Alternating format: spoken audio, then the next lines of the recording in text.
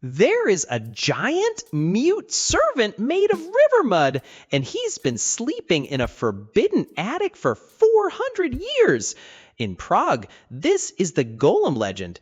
It's a classic tale of an artificial helper, a humanoid figure created from clay or stone by a human hand that just doesn't quite work out. Usually these things go wrong. The soulless artificial servant runs amok and becomes a danger to its creator. It's a pattern of mindless obedience that just collapses into disaster. So, we're going to look at the dark alleys of Prague to find the secret of this mudman who still sleeps in a synagogue attic. Because, according to local lore, the Golem of Prague is still there, in the attic of the old new synagogue. He's not dead, just sleeping. The belief is that he'll awaken if he's ever needed again. He's been waiting there in the dark for 4 centuries, a giant made of river mud, mute and heavy. And the whole thing is kind of a paradox. He was created to be a protector, but he became a predator.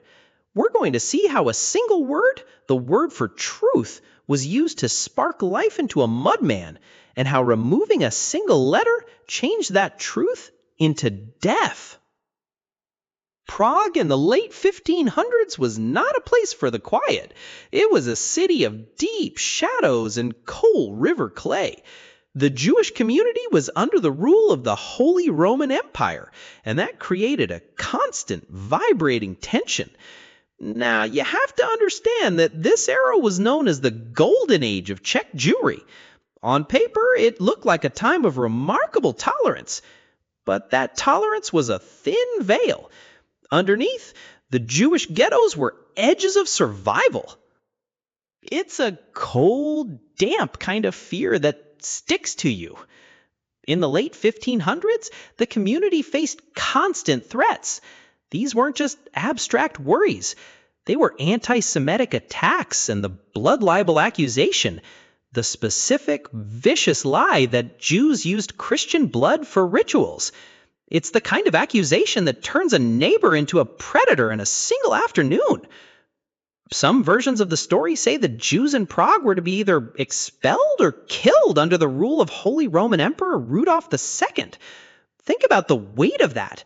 You're living in a city where your entire existence is just an administrative detail that can be changed by a man who liked alchemy and occultist stars.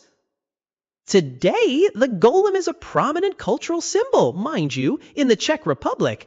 But back then, it wasn't a symbol, it was a necessity.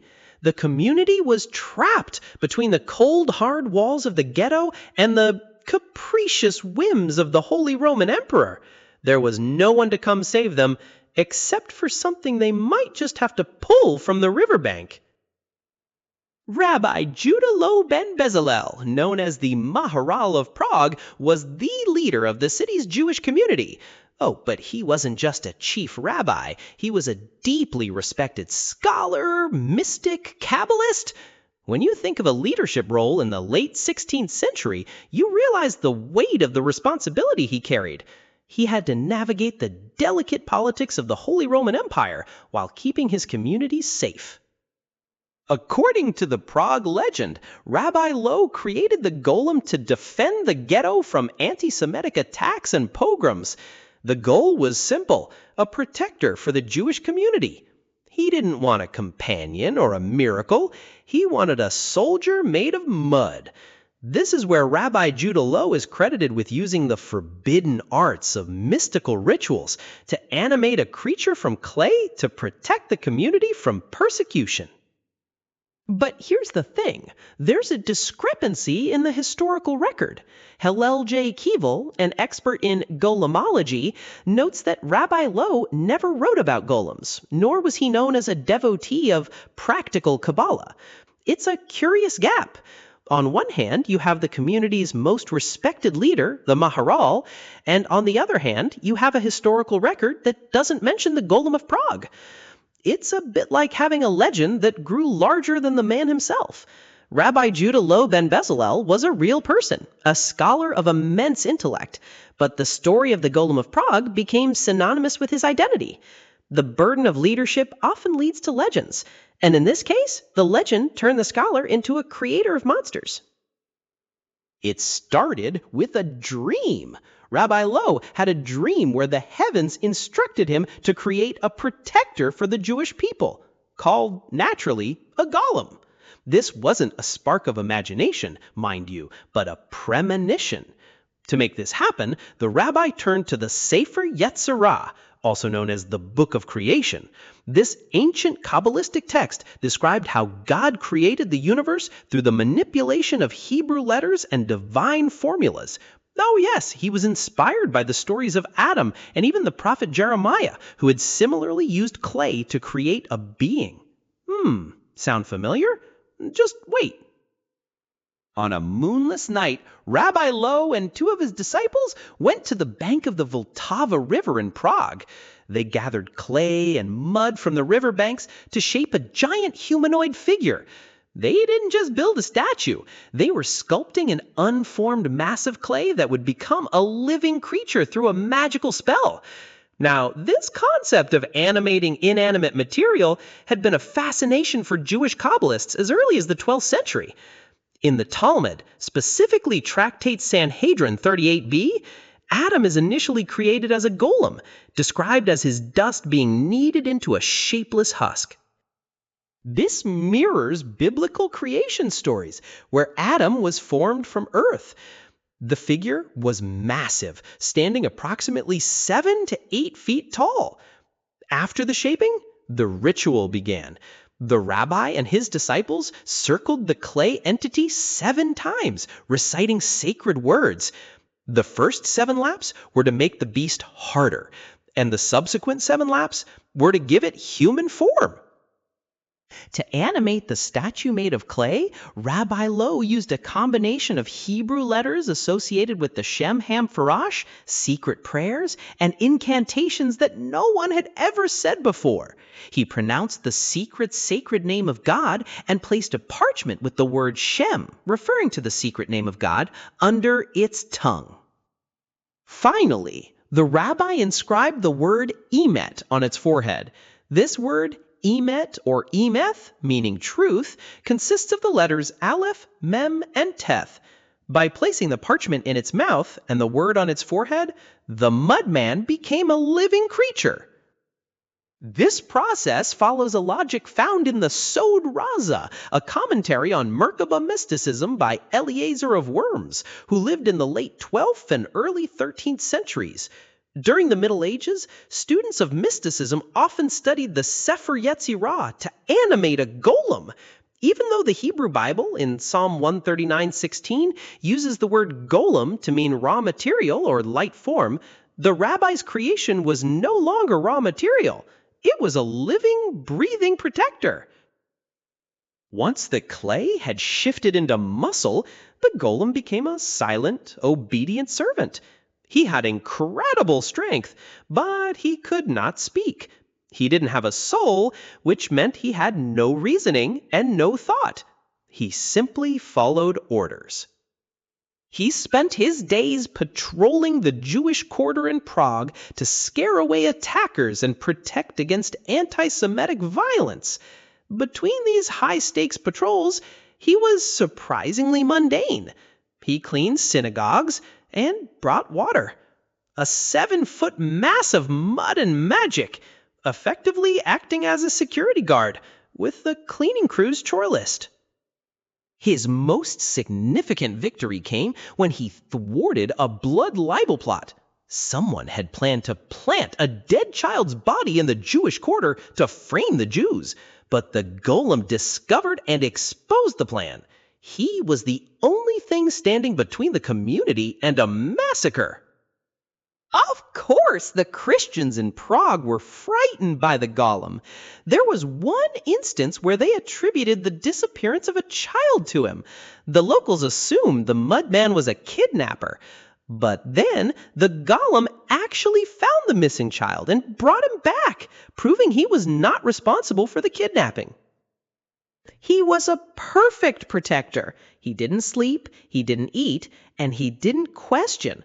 But the problem with a creature that has no reasoning is that it takes every single word literally, and that is exactly where the control began to slip. Something about the golem's design was fundamentally flawed.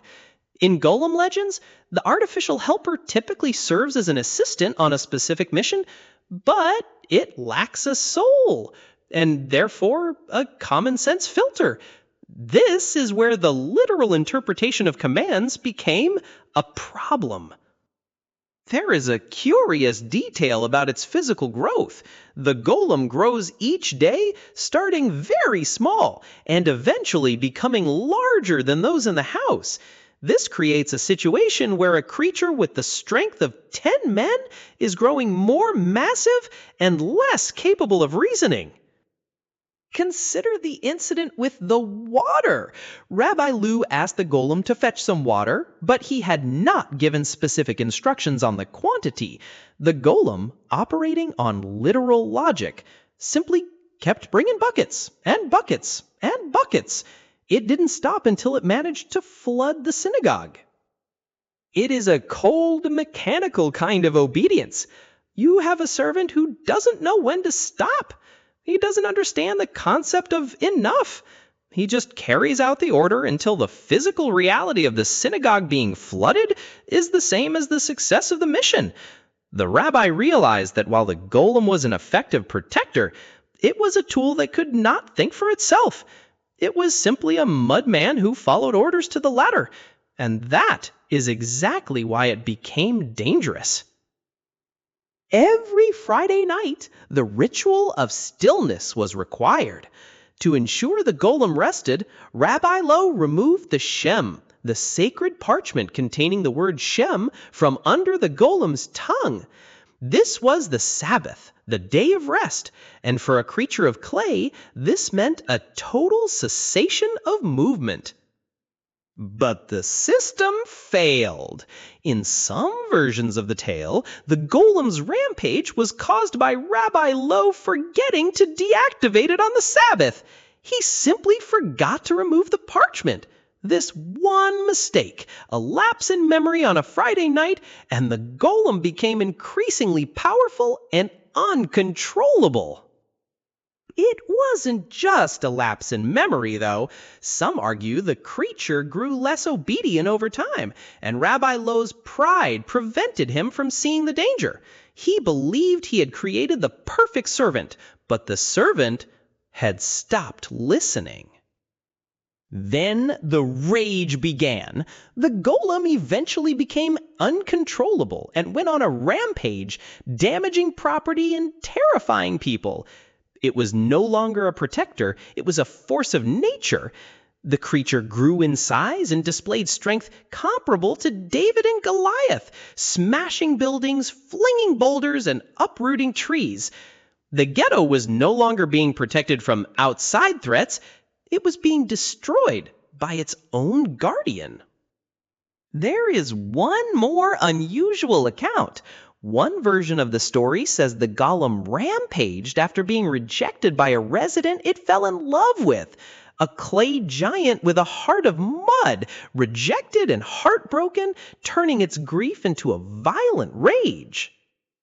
In most interpretations, the situation reached a point where the rabbi would have to act. Rabbi Lo was eventually required to disable the golem. The protector had become a predator, and the creator had to face the consequences of his own creation.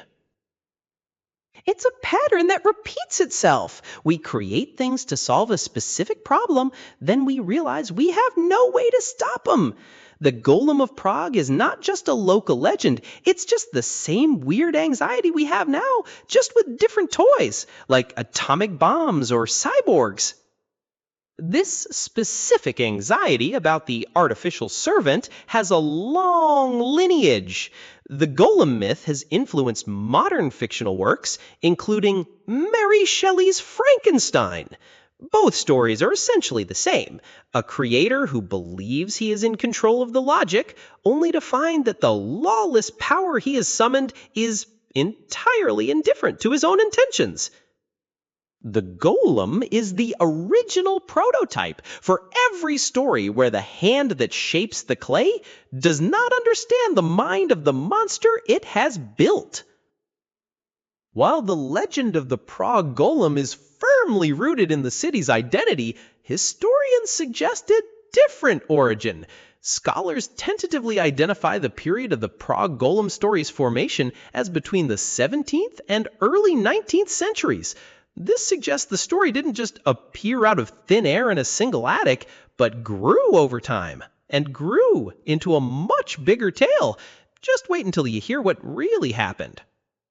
In 1674, non-Jewish folklorist Christoph Arnold wrote a letter describing the golem building powers of Polish Jews.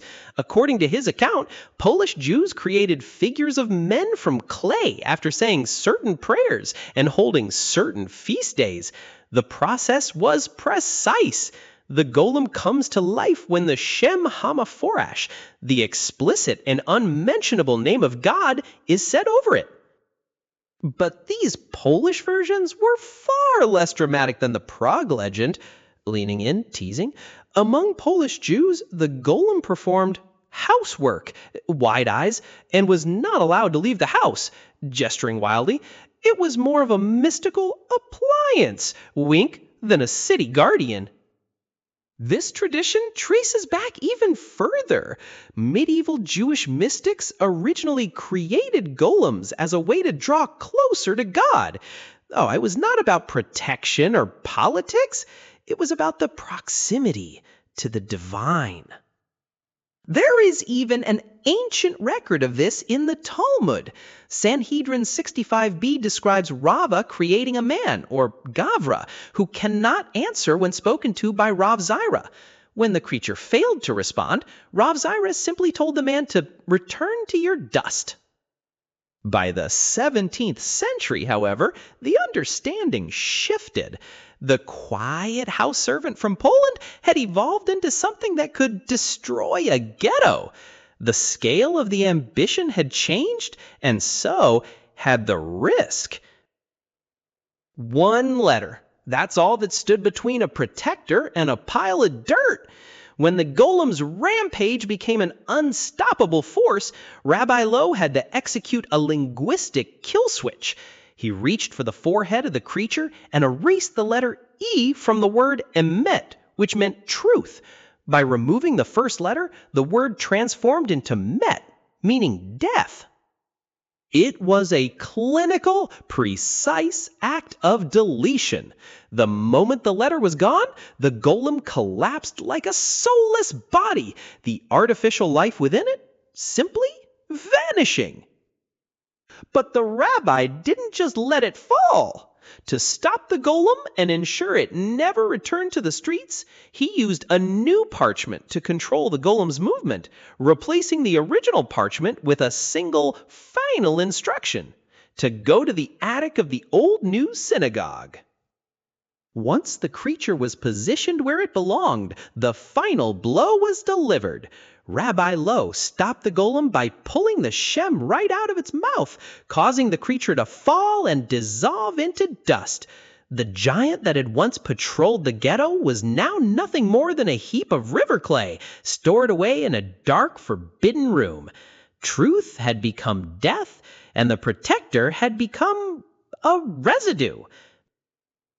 Once the clay shifted back into a lifeless heap, Rabbi Lowe resolved never again to create such a dangerous servant. He didn't just dispose of the mud, he stored the clay remains of the golem in the attic of the old new synagogue, Animatng in Prague. In the folklore of these entities, golems typically reside in attics or temples, out of sight and out of mind. In the case of the Animatng, the attic became a forbidden zone. A subsequent rabbi, after climbing up and finding something that left him chilled, appointed a prohibition against anyone ascending to the attic of the old new synagogue to check for the golem. By the 20th century, however, the mystery began to attract the curious. People tried to ascend to the attic of the old new synagogue and found nothing. The space was empty. Or so they thought. But the story didn't stop at the physical remains. Oh no. In 1890, I.L. Peretz wrote a short story titled The Golem, which solidified the legend into a literary kind of permanence. The image of the rabbi and the protector remained a catalyst for art. In 2010, the surrealist artist Leonora Carrington created works featuring Rabbi Lowe bathing while contemplating the creation of artificial life, including a piece titled El Bañista. It is a strange loop. The physical golem may have dissolved or been removed, but the idea of it, the sleeping giant in the closed-off attic, continues to haunt the architecture of Prague. It's a strange timeline when you consider that the creation of humanoid creatures raised interest among theorists and practitioners of Kabbalah from Spain to Germany. This wasn't just a local Prague eccentricity, it was a broader obsession with the mechanics of life. Some records curiously specify a year as 15 CE for certain events in this lineage, though the legendary timeline usually centers on the 16th century. The result of this obsession is a creature made from the mud of the Vltava River, animated by the word emet, only to be silenced by the removal of a single letter. The golem was built to stop a fake crime, the blood libel, but it ended up becoming a real threat to the very people it was designed to save. Today, that tension remains physical. The forbidden attic of the Alt Neuschel still holds the secret of the sleeping giant, the door locked against the curious, who might, just maybe, want to poke him awake. The legacy has even moved beyond the synagogue. In 2010, the artist David Czerny designed a monument of the golem in Poznan, turning the mud man into a permanent fixture of the city's landscape. So we are left with a giant of river clay, a linguistic kill switch, and a locked attic door. The most absurd part is that for centuries, people have been terrified of a pile of dirt that cannot speak, cannot think, and simply cannot stop until someone remembers how to spell.